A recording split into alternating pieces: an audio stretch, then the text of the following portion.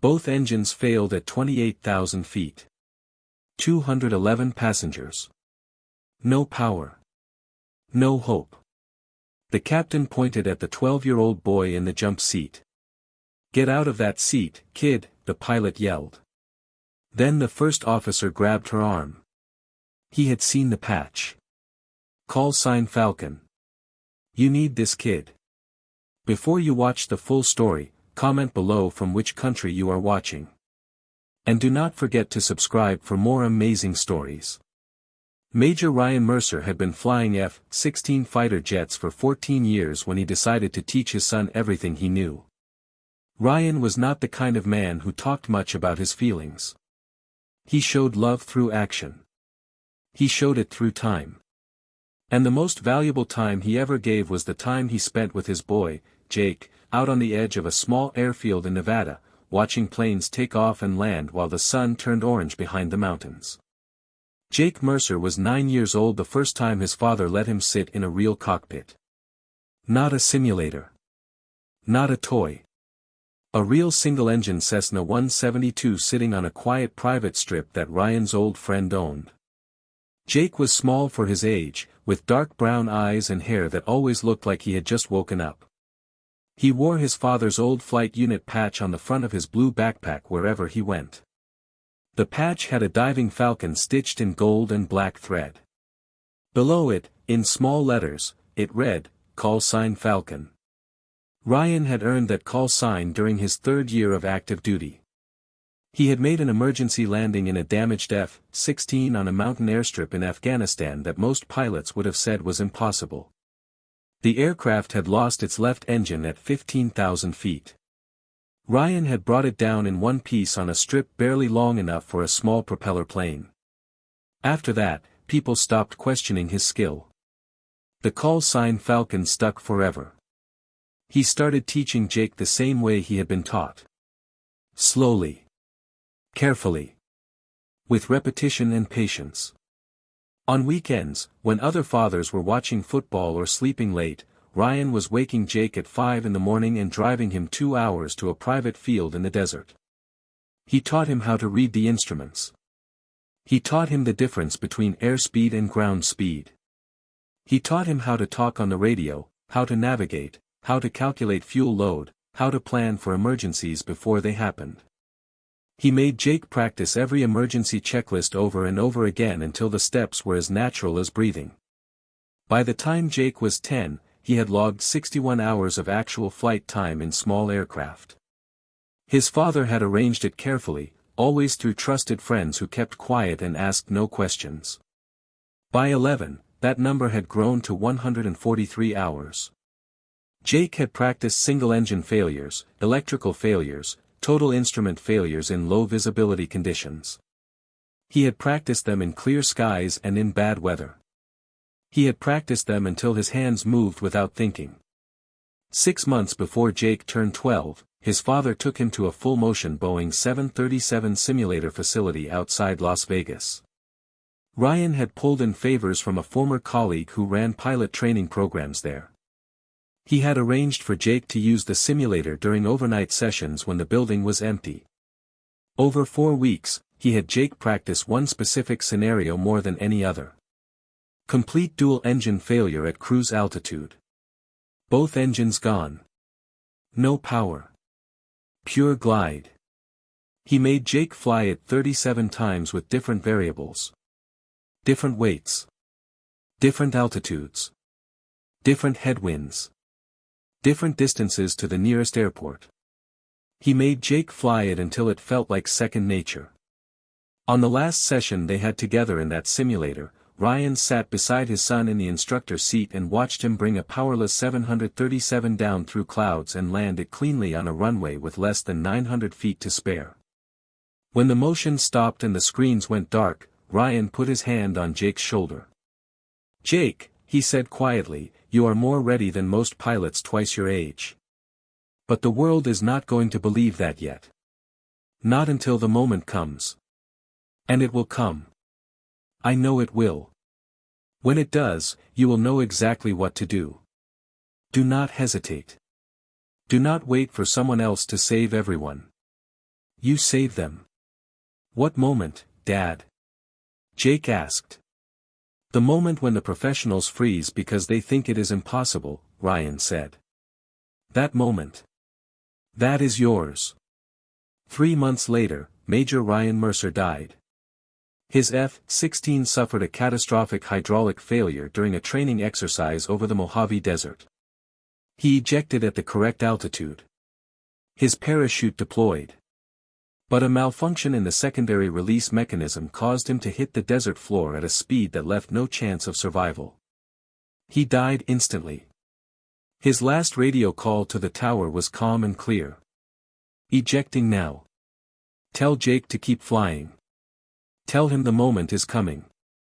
Tell him to be ready. Jake was 12 years and 3 months old on the day he boarded American Continental Flight 614 from Dallas to Seattle as an unaccompanied minor. He wore his blue backpack with his father's call sign Falocn patch on the front. He carried 2 aviation technical manuals, a spiral notebook filled with his own flight calculations, and his father's small leather pilot logbook in a zippered inside pocket. He had requested a window seat on the left side of the aircraft so he could watch the left engine from where he sat. Captain Linda Torres arrived at the gate for Flight 614 with 35 minutes to spare. She was 51 years old and had been flying commercial aircraft for 22 years, 14 of them as captain. Before that she had flown military transport aircraft for 8 years. She had 21,000 hours of total flight time.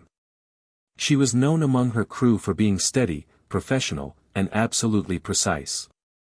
She did not cut corners. She did not take risks that were not necessary.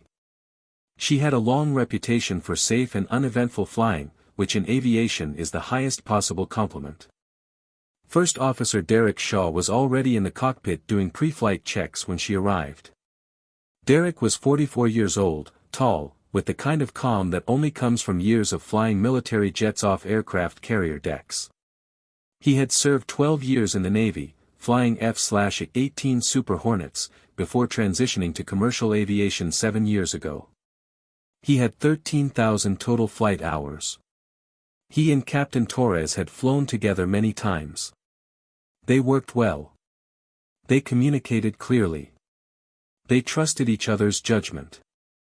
The aircraft assigned to Flight 614 was a Boeing 737-800, registration number November 47291.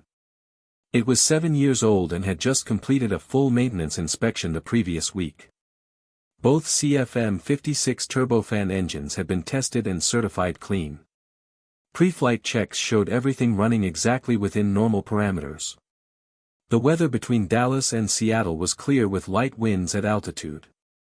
It was as routine as aviation gets.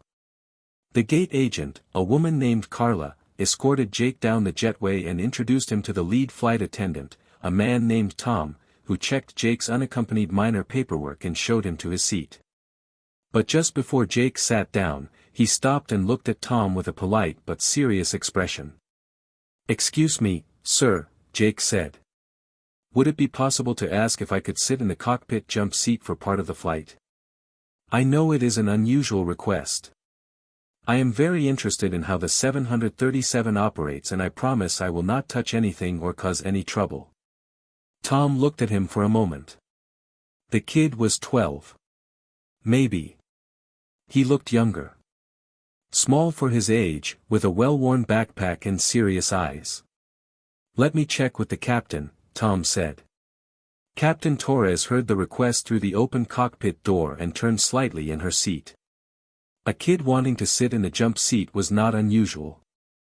She had allowed it before on long routes when the weather was perfect. The forecast for today was clean all the way to Seattle. "Bring him up," she said. Tom brought Jake to the cockpit.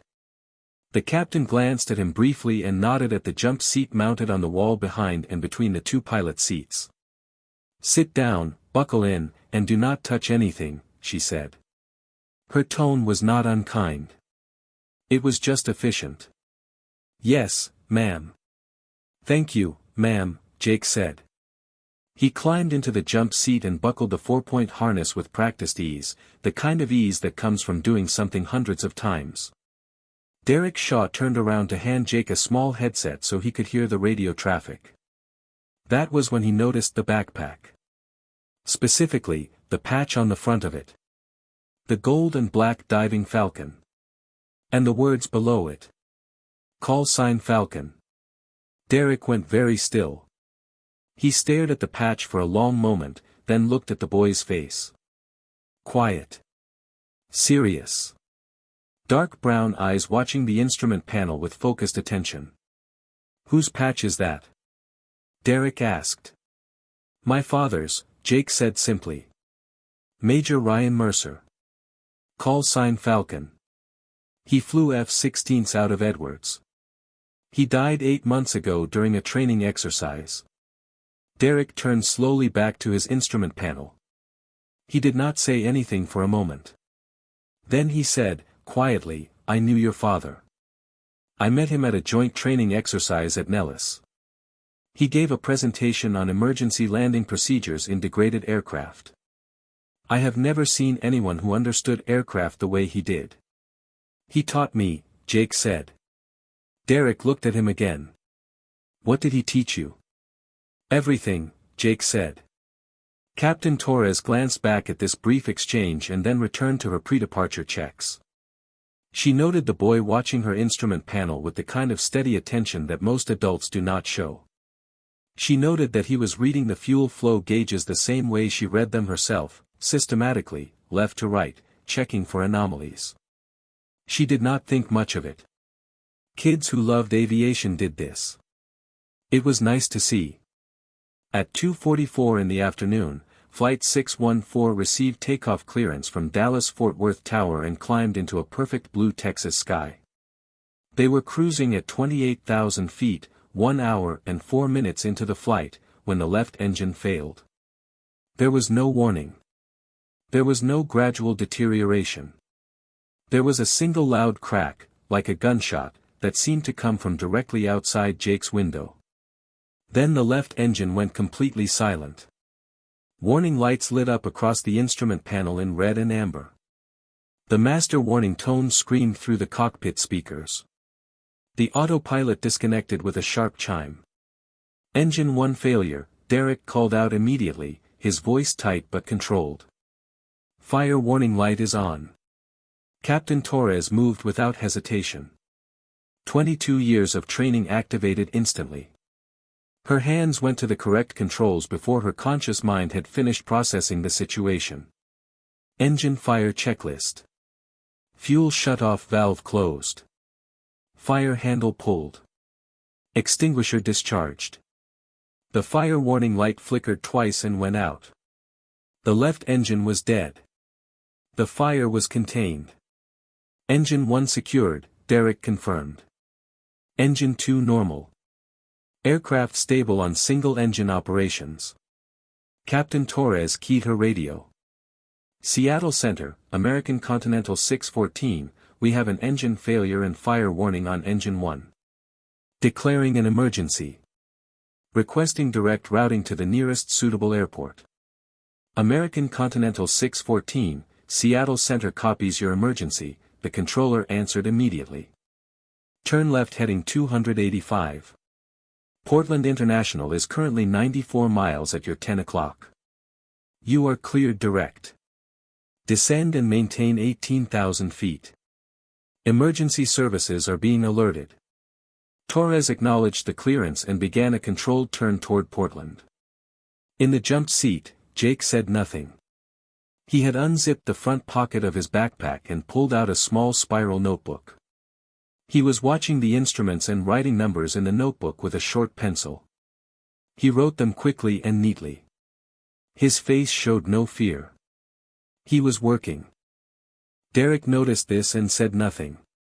He was too focused on monitoring the aircraft systems to think about it. The single-engine operation was completely manageable. This happened. Engines failed. The Boeing 737 was designed to fly perfectly well on one. They would land at Portland in about 20 minutes and everything would be fine. He allowed himself a small breath of relief. Then the right engine began to fail. It did not happen explosively like the first one. It happened the way a fire dies when you stop feeding it. Slowly, and then all at once. The engine temperature gauge for number 2 began climbing. The N1 speed indicator started dropping. The thrust output fell even though neither pilot had moved the throttle. Derek saw it first. Engine 2 is losing power, he said sharply. Temperature rising fast. N1 dropping. We have a problem. Torres looked at the instruments. Her stomach turned cold. She pushed the throttle forward, trying to recover thrust from the right engine. Nothing happened. The engine kept deteriorating. The temperature kept climbing. Then the right engine failed completely. The cockpit went quiet in a way that is impossible to describe unless you have experienced it. The constant background vibration of 2 engines working disappeared. The aircraft stopped accelerating. It became, in that single moment, the world's heaviest glider. A metal tube carrying 211 people, now held up by nothing except the lift of 2 wings and the laws of aerodynamics. And aerodynamics, as every pilot knows, eventually loses to gravity. "Mayday, mayday, mayday," Captain Torres said into the radio, her voice controlled through sheer willpower. American Continental 614. Complete dual engine failure. Both engines out. We are at 28,000 feet with 211 souls on board. We have 0 thrust. We are gliding. We require immediate emergency assistance. The controller's response took 4 full seconds. Which, in aviation emergency time, is a very long silence. American Continental 614, please confirm. Both engines failed. Confirmed, Torres said. Both engines destroyed. No restart possible. This aircraft is a glider. Derek was already running the emergency restart checklist. Both hands moving fast across switches and controls. Fuel valves open. Ignition on. Windmill restart attempted. He waited. He listened for the sound of an engine catching. The sound that would mean they had a chance. He heard nothing. He ran the checklist a second time. Nothing. A third time. Nothing. Negative restart on both engines, he said. His voice had changed. The professional control was still there, but underneath it was something else. Something he had never felt in a cockpit before. They are destroyed. They are not coming back. Torres looked at the navigation display. Portland was 94 miles away. Current altitude 27,600 feet and falling. She ran the calculation in her head the way she had been trained to do.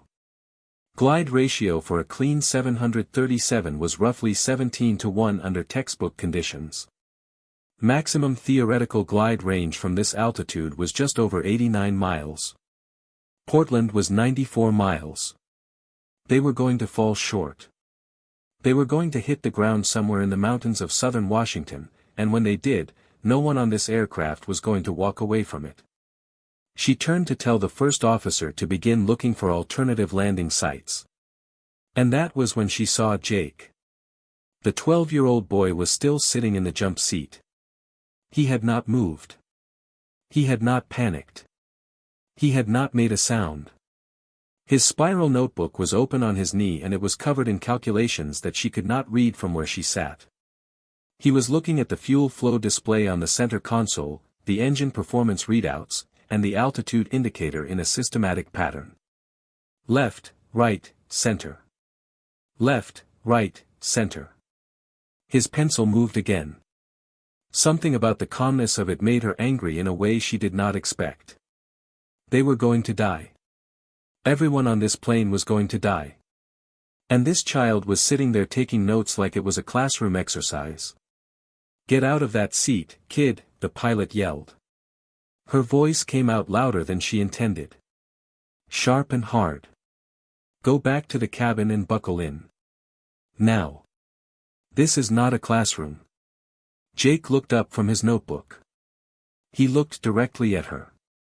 He did not flinch from her voice. He did not look frightened. He looked at her the same way his father used to look at junior pilots who were about to make a mistake they did not know they were making. "Ma'am," Jake said, steady and quiet, "I understand you want me out of your cockpit. But I need you to hear one thing first. You are flying the textbook glide profile. At current descent rate and airspeed, you will be short of Portland by 11 miles. The mountain terrain will destroy the aircraft at around 4,200 feet.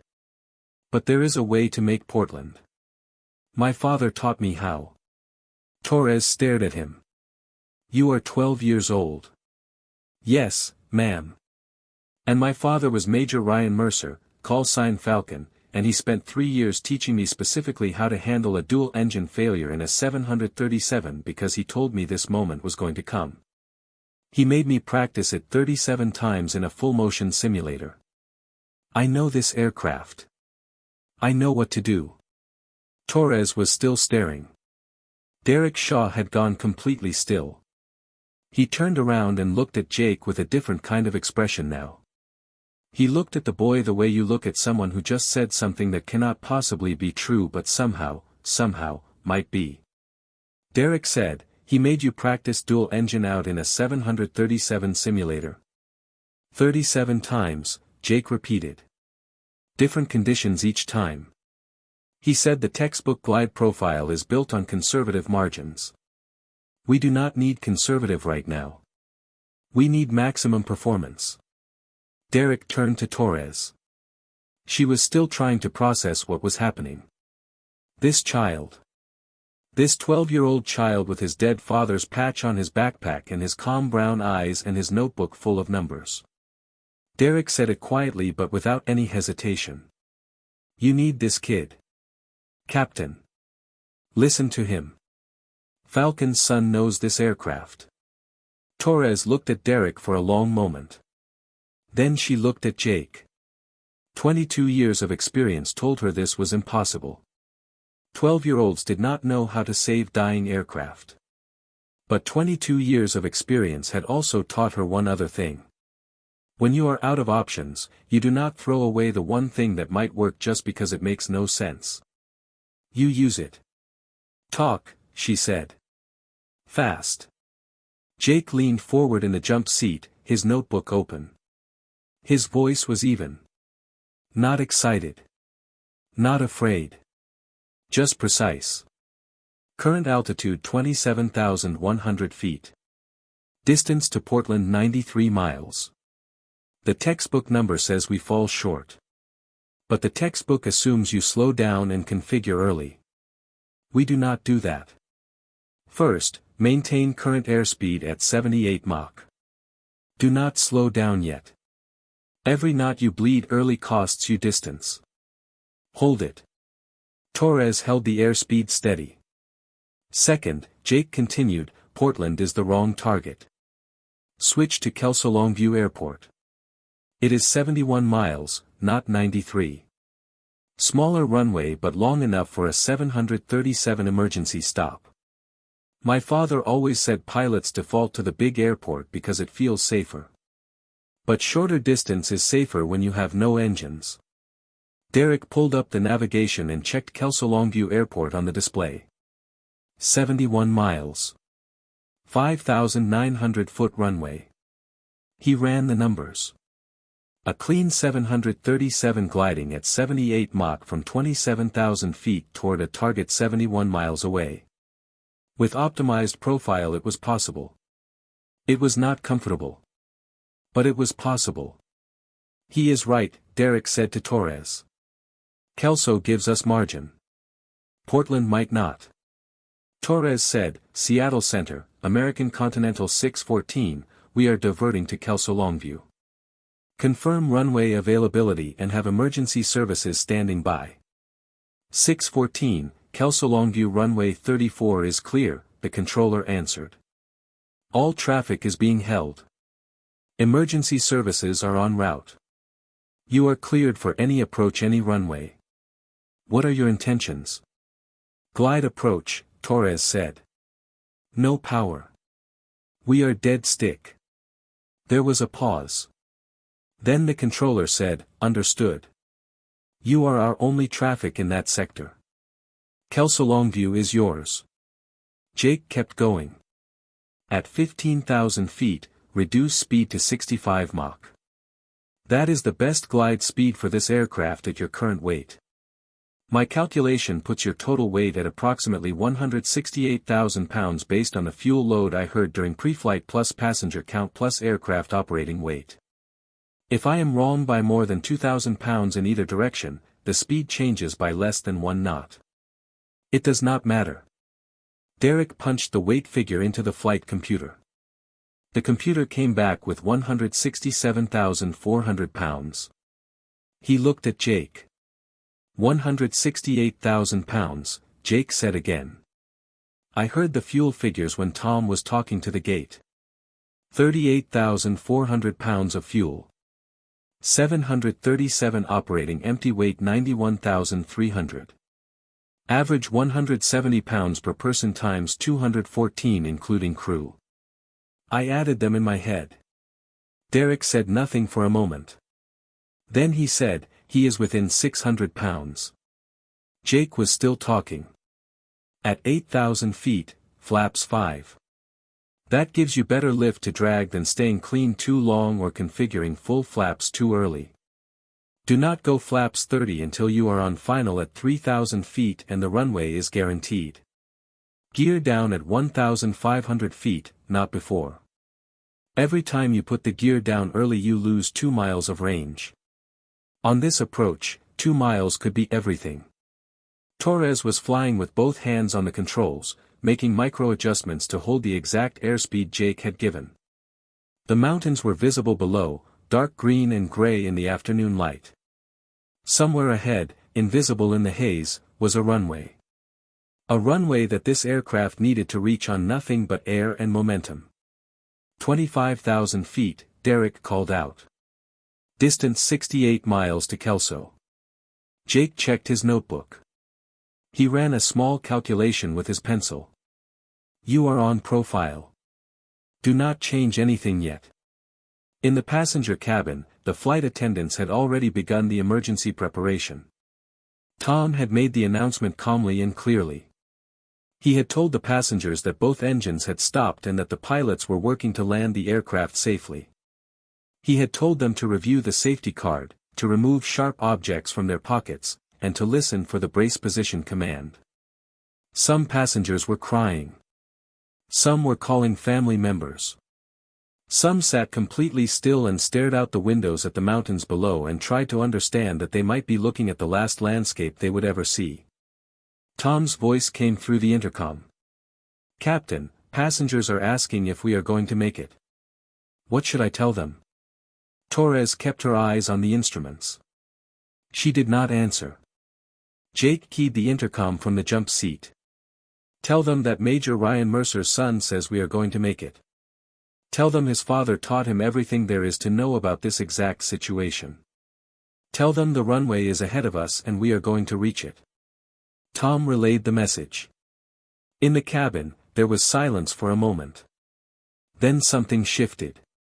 Not everyone stopped being afraid. But something in the voice of that boy, whoever he was, whatever that meant, made a few people hold their breath differently. Made a few people believe. 20,000 feet, Derek called. 58 miles to Kelso. Jake said, hold this profile. Do not let her nose drop. You want 800 feet per minute descent, not more. Torres adjusted slightly. 800 feet per minute. Exactly what the boy had said. 15,000 feet, Derek called. 44 miles. Now, Jake said. Reduced to 65 Mach. Torres eased back on the controls slightly, bleeding speed carefully. The airspeed indicator moved from 0.78 to 0.72 to 0.68 to 0.65. Steady. The descent rate stayed controlled. Good, Jake said. Hold it exactly there. They descended through 12,000 feet. Through 10,000. The mountains were still visible below them, but the peaks were falling away now as the terrain dropped toward the valley where Kelso sat. Derek could see the Columbia River ahead in the distance, a wide gray ribbon catching the afternoon light. Just beyond the river, on the Washington side, was the airport. 10,000 feet, Derek said. 31 miles. We are going to make it. Not yet, Jake said quietly. We have enough altitude, but you have to fly it perfectly from here. No mistakes. No extra turns. Straight in if you can. Torres nodded. She was not talking anymore. She was flying. Every bit of her 22 years of experience was focused on holding the aircraft exactly where it needed to be. Exactly the airspeed the boy had given her.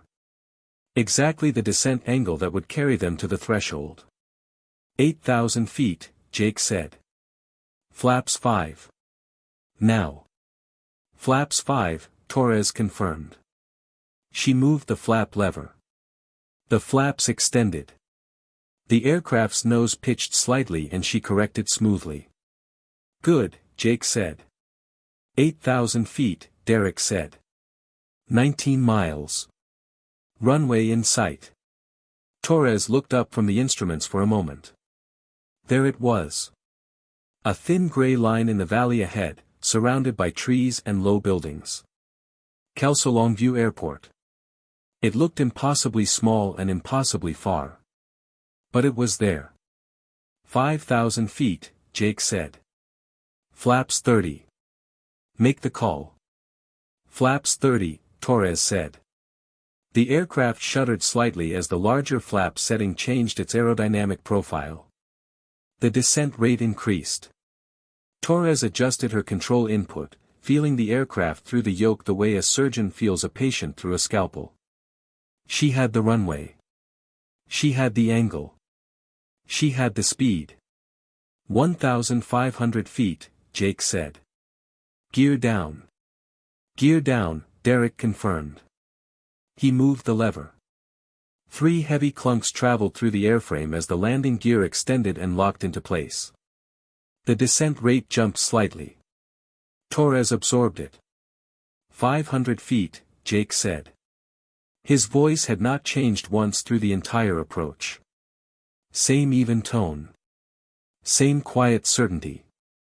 You have the runway. You have the speed. Flare on time and do not float. You have no engines for a go-around. Torres said, I know. The runway threshold passed below them. Torres pulled back on the control yoke, raising the nose slightly. The rate of descent slowed. The main landing gear touched the runway with a firm, solid impact that sent vibration through the entire aircraft. The nose gear came down a moment later. Torres stood on the brakes immediately. All of them. Maximum braking. The thrust reverser system was unavailable without engines, so it was brakes only. The aircraft decelerated hard. Passengers who were not braced forward were thrown forward in their seats. Those who were braced held on. The aircraft slowed. 120 knots. 90 knots. 60 knots. 40 knots. 20 knots. It stopped. It stopped with 1,400 feet of runway remaining. For 3 seconds, no one on that aircraft made a sound. Then, from somewhere in the back of the cabin, a woman began to cry. Then a man. Then someone started clapping, and then more people joined, and within a few seconds the sound inside Flight 614 was overwhelming. Not a sound of celebration. A sound of people who had just realized they were alive when they had been completely certain they were not going to be. Captain Linda Torres sat in her seat with both hands still on the control yoke. She did not move for a long time. Outside, she could hear the distant sound of emergency vehicles approaching across the tarmac. She could hear Tom's voice in the cabin, calm and professional, beginning to coordinate the evacuation. She could hear everything. But she did not move. Then she turned around. Jake Mercer was still in the jump seat. His notebook was closed and sitting on his knee. His backpack was on the floor beside the seat. He was looking out through the cockpit windshield at the runway stretched ahead of them and the trees beyond the airport fence and the gray afternoon sky above all of it. His expression was calm and quiet. He looked like someone who had just finished a task he had been preparing for a long time. Torres said, "Jake." He looked at her. "Who taught you all of that?" she asked. Though she already knew. "My father," Jake said. "He told me the moment would come. He said it would come when everyone else thought it was impossible and I would be the only one who knew it was not. He spent 3 years making me ready for it." He paused. "He died 8 months ago. But he made me promise at his grave that when this moment came I would not let anyone die. That I would remember everything. That I would save them." Torres said nothing. She looked at this 12-year-old boy with his dead father's patch on his backpack and his notebook full of calculations and his completely steady eyes, and she understood something that she had never quite understood before in 22 years of flying. She understood that preparation is a form of love. That every hour Ryan Mercer had spent teaching his son in desert airfields and midnight simulator sessions had been love, transferred into knowledge, waiting patiently for a day that Ryan would never live to see. Derek Shaw turned in his seat. His eyes were wet. He did not pretend they were not. He looked at Jake for a long moment without speaking. Then he said, "Your father was the best pilot I ever saw. And today his son did something I am not sure any trained pilot in this cockpit could have done." He paused.